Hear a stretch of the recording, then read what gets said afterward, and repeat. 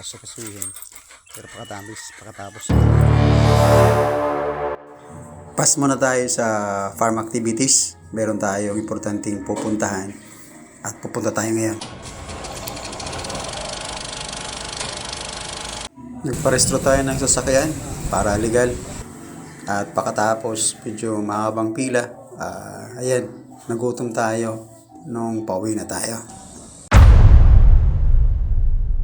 Nandito tayo sa San Antonio, Tigao. Malapit lang sa kalsada. At may dadaanan tayong pichay. Bumili tayo. Bukod sa mura, tulong natin yan sa ating kapaparaongan.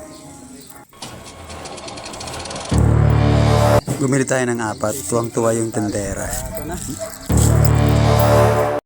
Kahit medyo mahaba yung pila at nagutom tayo, pero hindi naman sayang yung ating pila. Kasi mission accomplished, may bonus pang plaka.